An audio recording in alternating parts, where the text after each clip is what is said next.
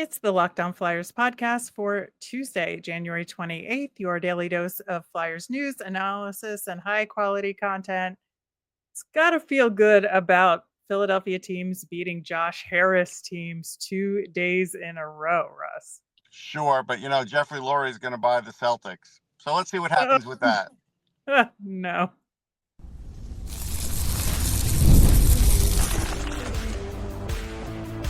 Your Locked On Flyers, your daily podcast on the Philadelphia Flyers. Part of the Locked On Podcast Network. Your team every day. Hey there, and thanks for making Locked On Flyers your first listen every day. I am Rachel Donner. I've been podcasting about the Flyers, the NHL, and hockey for a decade. I'm here with prospect expert and Flyers credentialed reporter for 19 years, Russ Cohen.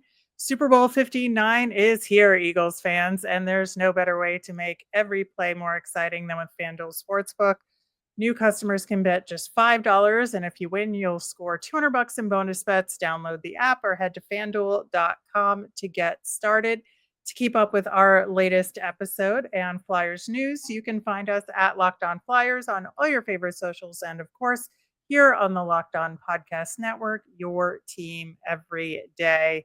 It is Phantoms Tuesday, so we're going to dig into the tragic week that was in Lehigh Valley later in the show. And of course, we do send our congratulations to the Philadelphia Eagles for making it to this year's Super Bowl. But Philadelphia Flyers have another victory under their belts against the New Jersey Devils this season. It's the second game of the series. They've won both of them. I would say that Sam Ersson was a huge part of that victory. Yeah, he was. I didn't love the goal that the Devils got because it gave them life. I felt like Ersson could have gloved that, but other than that, he had a really good game. So yeah, this was good for him. The defense was better. The defense was much better in this one. Yeah, I think the Devils had to figure out, like, they're going through the injury thing now, and their bottom six is bad. I mean, you barely even know who the players are. But they did sort of rebound, and then they kind of exploited the Flyers 6-on-5 a little bit. Yeah, the Flyers are not great at the 6-on-5. I would say offensively or defensively. Right. You pick your poison. Yeah. They're both not great. But I thought, especially in this one, and all they had to do was clear the puck, and they just could not do it. No. But Travis Konechny's play on the play that eventually did wind up with the empty nickel was tremendous. So I got to give him kudos for that, for the steal and, for the initial play and the follow-up. Well, that was the second time. The play before, he didn't quite execute it. So the fact that he stuck with it was really good. Yep. Yeah. Appreciate that. So talking about the Flyers' defensive play in this one. So if you want to compare it to the last game against the Devils, the last time around, block shots were 33-25 Flyers, right? This time it was lower, 26-12. Yeah. So the Devils didn't have to block as many shots in this game overall, I think, to stay pretty level. But the Flyers also, I thought, did such a good job for a good chunk of this game in the neutral zone, to the point where it just choked off any play that the Devils could get going, forced them to the outside. And so they didn't really have any good quality shots for big stretches. Yeah, it took until a good part of the third for that to start happening for the Devils, and they started to show some life. And yeah, you're right. That was, the strategy was good in this one. It was. They just need to practice that 6-on-5, man. It's, it's like, it's scary out there. I will give Stefan Noesen a lot of credit, though. The way he kept that puck in the offensive zone before the goal, that was tremendous effort. Kicking the puck. He did everything he could to just keep that puck in. Yeah, but when all was said and done, the Devils had 11 scoring chances in that third period total. 0 of them were high danger. Yeah, no, you could see they were just trying to get pucks to the net. And, we got to give the Flyers credit. The early in the game, that Ristolainen play was a bad play, and they killed off the 4-minute double minor. That was big. Yeah, it was absolutely huge. And I think it gave them a ton of momentum It did. to kind of really play out that period pretty well. And, again, aside from that late goal in the second period, which was unfortunate given everything, it was an own goal essentially, which, Yeah. by the way, I still to this day think that the NHL should not give anybody any points for that. I think it counts on the score sheet, but it Yeah, should not count toward anybody's I'm stat in your totals. camp. I'm in your camp on that. I mean, it's almost the same as like, look, when a player goes in there and it hits off their knee, if it goes in the net, they get a goal. It's like, should every puck have to touch their stick? Maybe that should be the way. I don't know. I think it would be an interesting conversation to have Yeah, for sure. Absolutely. But I think, again, they held the Devils pretty well in this game. You look at giveaways, which were a big problem in the last game, right? So it was 21-18 last game. It went down 16-15 this time around. And so, a little better, but a little better. the stat other than the block shots was the hits. So last game against the Devils, the Flyers had 10 hits. This time 25.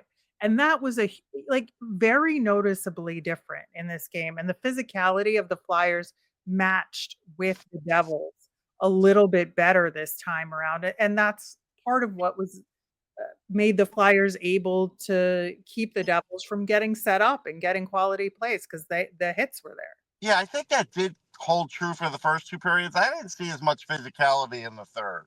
Yeah, I would agree with that. I would definitely agree with that. I just think, especially when they were more dominant earlier in Yeah. the game, that was a noticeable Yeah. aspect of the game.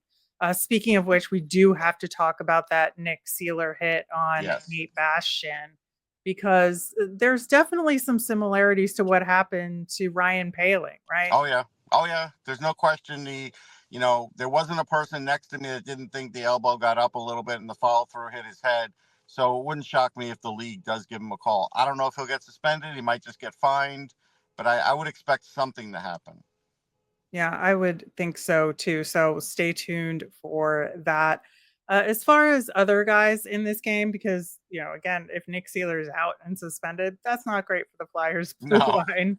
No. But I thought, other than that penalty at the beginning of the game, Risto had another pretty solid game in Yeah. this one. And I thought Jamie Drysdale's game was a little better this time around. I thought he had some really key plays. Yeah, he was getting the puck out of the zone better. He definitely looked more confident. Brink got that nice goal. That was good for him because, he needed to get a payoff. Farabee, same thing, although Jake Allen pretty much cleared it right to him. But I know. He still got to score it. So I give Farabee credit, so he's getting a few goals back now that he wasn't getting earlier in the year. Yeah, I think so. And plus, having the AJ Brown celly did not hurt at all there as well. The Garnet Hathaway redirect was really nice. Yep, that was nice. It was fun. Cooper DeJean on the Zamboni was fun. That's a good moment. Yeah.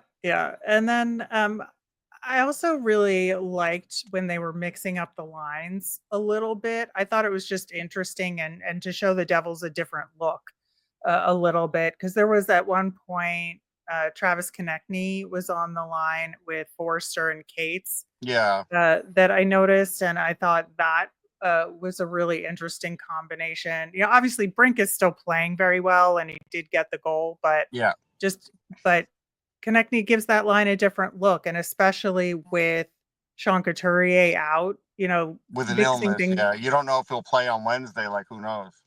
Right. So, with him out, things were a little shuffled to begin with. So you might as well try some different stuff when you have a lead, that's the right? thing. It's their opportunity to do that because Couturier is a mainstay in the lineup. So yeah, they were gonna have to change some things up. They got through it. I thought A-Balls played pretty good. He at one point he was 50% on faceoffs. I don't know how he ended up.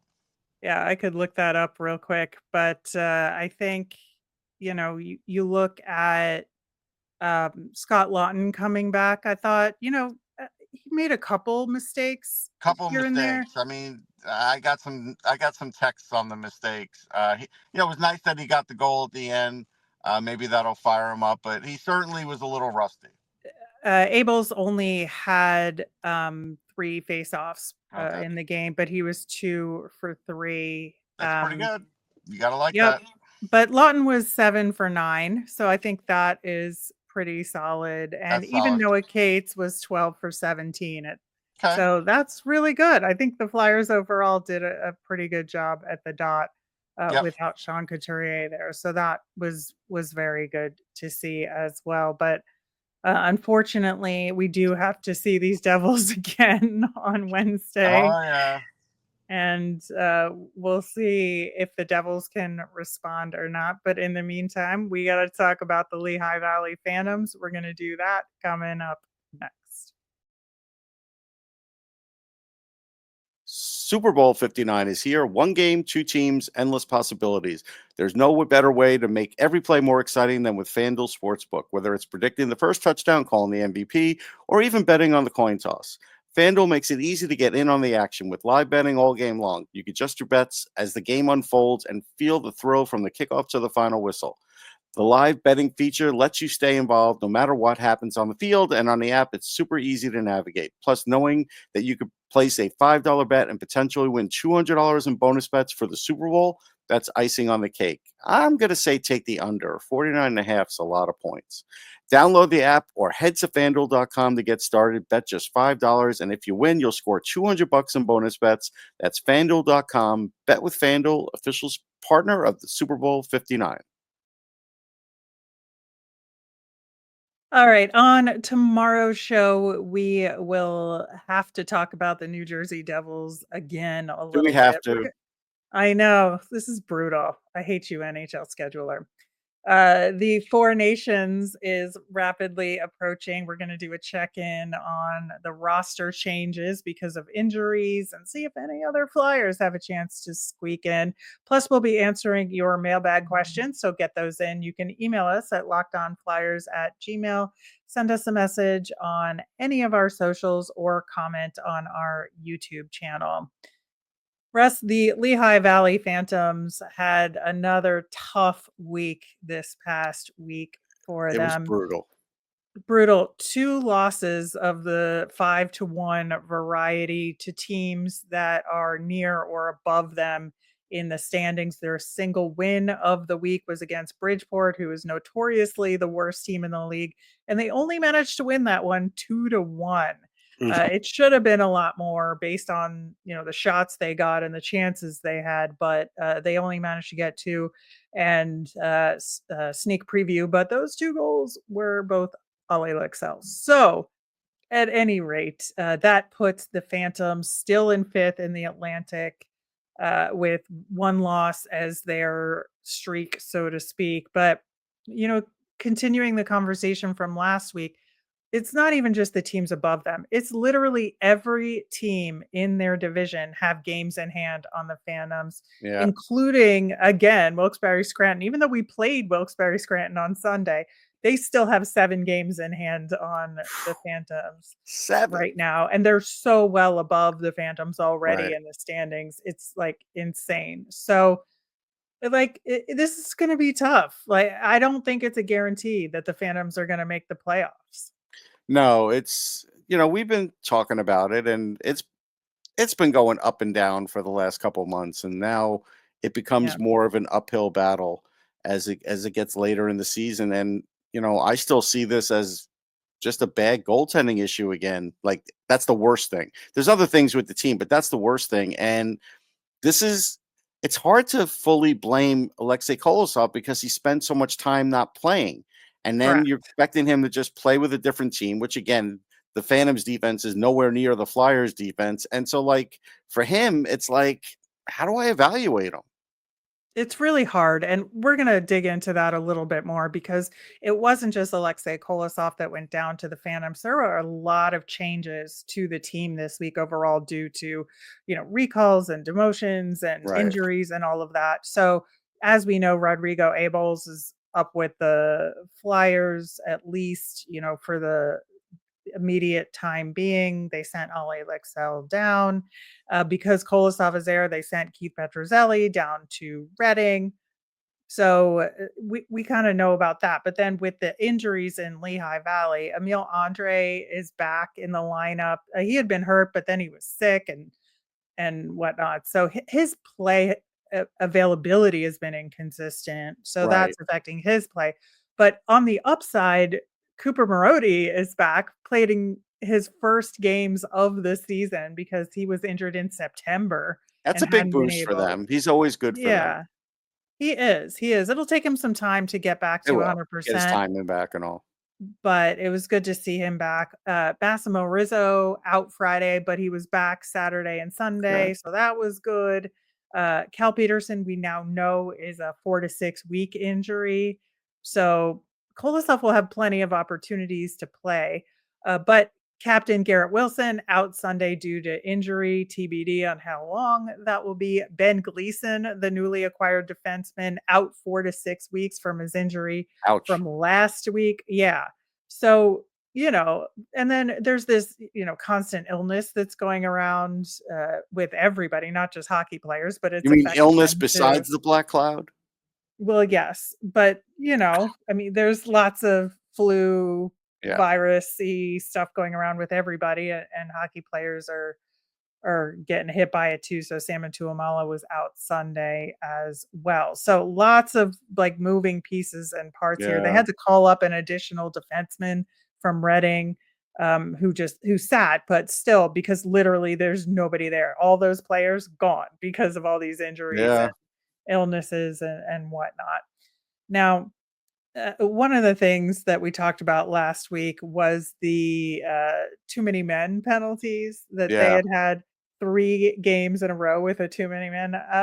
That streak continued into this week, 2 more games. So the streak ended on Sunday. They finally had a game without a too many men penalty, but that was 5 games That's in a pathetic. row. It's Like pathetic. I mean, five. it's coaching. That's coaching. Even if you have Yeah. to sit down the players and say, listen, this is how we're doing it. I don't want to see any more of these, even if it means you guys can't cheat when you're going over the boards, all that. Just stop it. It just Yeah. looks No, terrible. And I those will. hurt. Those hurt Yeah. always. I will say the one on Saturday, I think it was a close call that maybe the official could have not called it. But at the same time, I mean, he was definitely on the ice, but it was just a matter of, Right. the other guy getting to the Yeah. bench before he moved a But, few more they don't inches deserve the away. benefit of the doubt anymore No, for as many as no, they've had. And I'm that's sure the that thing. plays into it. Yeah. 100%, 100%. So that was a little frustrating, but and when Bob Rochuk even mentions it, it's Oh, bad, no. Then it's bad. right? If Bob's going to mention it, it's bad. Yeah, it was rough. It was real rough. Now, Aleksei Kolosov. So let's Woo. talk about it. So Sure. he played in those 2 5-1 losses, and all the goals again, all 10 were on him. There weren't any empty netters or Right. any, That first weird. game was one Yeah. of the worst performances I've seen by a goalie in a long time at any level. But again, I was like, okay, that's his game for he's allowed to be rusty. I'll give him a Mhm. mulligan. Right. The next one, I don't know, man. Yeah, so he got 31 shots against in that first game back and 35 shots against for the Wilkes-Barre Scranton game on Sunday. Okay, it's And not an outrageous so, amount. yeah, it's a lot, but it's not ridiculous. No, it's not like 50. Right. Right.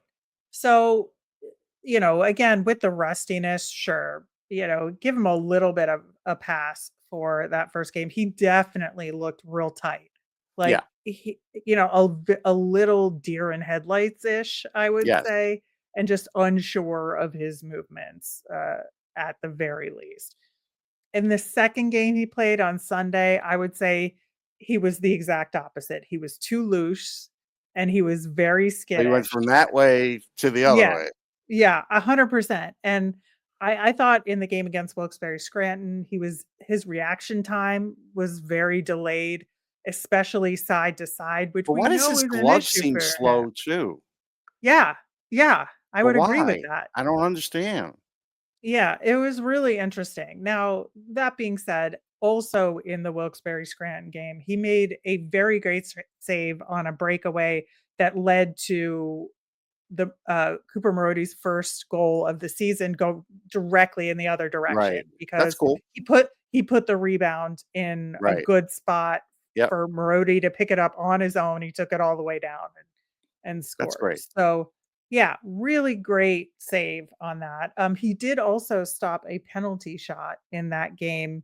There was an Adam Ginning hand on the puck situation in front of the net. So they called the penalty shot, and Avery Hayes was stopped by Okay. Kolosov. So that's good. The other issue, I think, is related to the Phantom special teams, and that, can you give Kolosov a little bit of a pass because 3 goals against in that Wilkes-Barre Scranton game were on the penalty kill. Right. And so, that's why I feel like we can't judge him yet, but we can judge him a little bit. A little bit. Just Yeah, a because little of his bit, but technique and this the way his demeanor, I think, wasn't quite there. Yeah, I'm going to judge the coaching staff on the penalty kill because even if you say, "Hey, Russ, they're not the most talented team," I've seen coaches put a penalty kill together with the not the most talented team and have it at least be average. Mhm. That's all. Just have it be average. They can't even do that. Right, and then, of course, you look at Parker Gahagan, who played the middle game, where he only faced 22 shots because Right. it's Bridgeport, right? Right.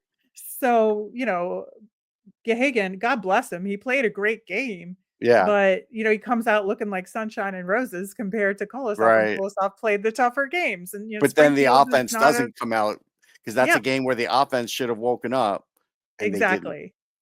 They did not, and the offense was minimal, I think, over the entire course of the weekend, but we're gonna dig more into those special teams and talk about some other players, including Andre, the return of Olle Lycksell, and some other guys. We're gonna do that coming up next.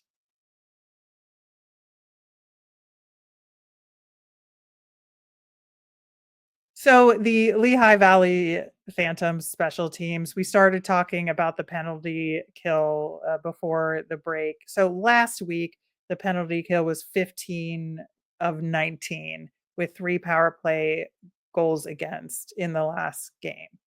They were 7 for 13 this week. So it's worse. It's like almost worse in a lot of ways. And especially in that game against Wilkes-Barre Scranton, they were only 1 for 4 on the penalty kill there. I guess Not I guess ideal, that's Russ, better. No, I guess it sounds better though, but it's not. but it's the reverse I because you know. wanna be 4 for 4 on the I penalty know. kill. It's just Yeah, yeah. And then, it's bad. you know, on the power play, on the flip side of things, it's been absolutely dreadful. So the fact that they got 2 of 9, I don't know. I guess I'll take it at this Woo. point. Sure. And also, to be fair to them, it really should be like 2 for 8 because one of the power plays was literally 3 seconds long because Okay, like fine. I'll of give it those to them. You know timers. what? 2 for 8 still stinks. There we go. Yeah. Yeah. We adjusted it and it still stinks. Yeah, not great. Not great. So there's something horrifically wrong there. Now we understand there's also stuff going wrong with the Flyers special teams, but this is You like a think? whole other level of bad, in Yeah, my opinion. that's the whole thing. The Flyers special teams are bad and these are horrific. Yeah, absolutely. What is not horrific is Olle Lycksell, and Yep. the thing about him, so he comes back to the Phantoms, and I think he's the rare guy that now at the beginning of the season, it wasn't great for him. It took It him a wasn't. while He to did get it going, did. And we talked about that. and we did, but like mid-season, he got sent down, picked up where he left off with the Phantoms. So he had a Yeah. goal on Friday. He scored the only 2 goals for the Phantoms on Saturday. He didn't have any scoring on Sunday, but still a pretty solid return Oh to yeah. the Phantoms for him. He is now back on top for team scoring. All it took was him getting goals in 2 games for him to be back on top of That's so bad. scoring for the Phantoms right now. And partially that's because other guys aren't scoring right. So Tuamala, again, he was sick. So, that is what it is. But, Jacob Gaucher, who got the ELC And had a little or boost the after two-way getting contract. that. Since Yeah, then, yeah, no goals in 9 games. brutal. Didn't even get assists this particular week. So he is still sitting there in like third in scoring on the Which is team. nuts. Yeah, the How fact do that you he not hasn't had a score goal in 9 in 9 games? games. So the upshot here is that, the Phantoms are not getting scoring No. from where they need to and from unexpected places either. And that's Right. really nobody is scoring down there. And I feel like it's a systems thing, first off. Or lack of systems. Yeah. Yeah. Yeah. And they're not a team that's able to create quality chances for themselves. And you look at these 3 games and there's a pretty good clue why. So on Friday and on Sunday, the team is woefully behind, right? So the Phantoms only get 24 shots on goal total against Springfield on Friday, 7 shots on goal in the second, 8 in the third. So not very much So they going didn't ramp it there. up that much in the Did third. not ramp it up in the third. On Sunday against Wilkes-Barre Scranton, 8 shots on goal in the second, 4 in the third. 4. 4. For a It's total hard of to only get 17 shots on goal total. brutal. That's Yeah. that's why they laughed at him a couple months ago, why the coach laughed at him, because with results like that, how could you not? Right. And meanwhile, Emil Bemstrom for Wilkes-Barre Scranton, had a hat trick in that game and 2 goals and an assist on the power play alone. I mean, come on. So, I think they're just not creating chances for themselves. And when you can't do that anywhere in the lineup. Now, you could say, well, look at who their top scorers were and who's still left. Rodrigo Abels, who was kind of on a tear with the Flyers, Anthony Richard with the Flyers, right? So that's their number 4, number 5 goal scorers. Okay, but it's still overall. there's still, it's a team, isn't it? Exactly. That's the whole They thing. got Marody back. Marody's a good player. And he scored a goal in his first Right. weekend back, coming back from a long-term injury. So that's good. Lycksell and Marody are the highlights of the weekend. And Emil I feel like I Andre want to say Phantoms. Come on, guys. You know how they say it in rink. It's a ringing in my head, man. Yeah. So Emil Andre, 1 assist for the week. That was a secondary assist. And then, he's not getting shots on goal either. I've seen little fits and starts, here and there in games where he, has some decent pressure and steps up in the offensive zone. I'm not saying he's doing nothing, but he's he is stuck in the mud right now. He's stuck in the mud. He's very inconsistent. And, you could say, well, the whole blue line is a mess there because of all the injuries and changes. And so he doesn't have a consistent D partner and all that stuff. But he's got to be the guy. Him and Grons have to be the Right. guy. And honestly, I mean, Grons has a different style of game, He very does. clearly. So it's harder to notice him as much because of his style of play. He's not going to stand out offensively. He's just not. But Andre should, and he doesn't enough. Yeah. No, you're right. That's well said. So it's just really tough. And then, you look at the list of all the other guys on the team. We've talked endlessly about Elliot Denoyer absolutely missing in action. Soon we'll be talking about Caleb Denoyer, not much about Elliot. That's a reality of life. J.R. Avon, not much going on there. Avon not calling. Yeah. Aleksei Gendron, not much going on there. I mean, if he's not we've talked about this a year ago. If he's not scoring, he's not getting to the NHL. No. I mean, and I've seen some good minutes from Zaid Wisdom, but sure, he's not an elite scorer. So no, he has to really muck it up out there and control the puck and do those things. And if he's not even going to be on the team next year. Right. So, there's not much to speak of in terms of other guys. And that's we still have time to fill. We have to speak. Well, that's the problem. It's a really difficult thing when you just aren't getting scoring from anybody. And the coach is like, well, we just got to keep it a simple game, and we get our chances, but we just can't convert. I mean, here's a Well, thought. Maybe it's whose too job is that? simple. Maybe it's too Yeah, simple. Let's go maybe, with that. Yeah. maybe, It's, maybe. I get the simple game thing. That's when you have a coach that's maybe bearing down too hard, and there's a lot of things that are a lot of moving parts, a lot of systems to learn, and everything else. But maybe things are just too simple.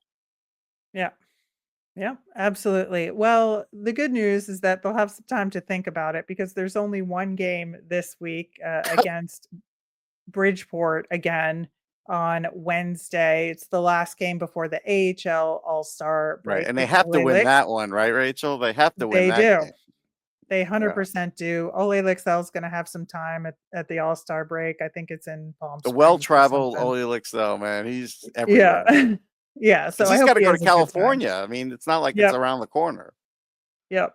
Yep. So the official All-Star break is Monday, February 2nd and Tuesday, February 3rd. So we won't see any action beyond Wednesday's game until after that. But yeah, it's definitely a good time to reassess how things are going and maybe start thinking about making some changes at a more holistic level in Lehigh Valley.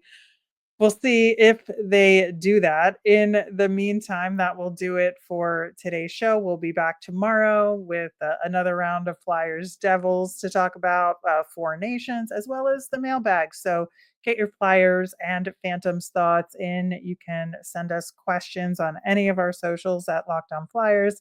You can email us at lockedonflyers@gmail.com or comment on our YouTube channel. I'm Rachel. I'm on Blue Sky and Twitter at rmiriam. That's RMIRIAM. I'm Russ. I'm at Sportsology on the same socials, SPORTSOLOGY. Thanks for making Locked On Flyers your first listen today. For your next listen, find Locked On Fantasy Hockey. Become a fantasy hockey expert. Get the edge over your league mates with daily tips from Steal and Flip. Find Locked On Fantasy Hockey on YouTube or wherever you listen to podcasts, and have a great day, everyone.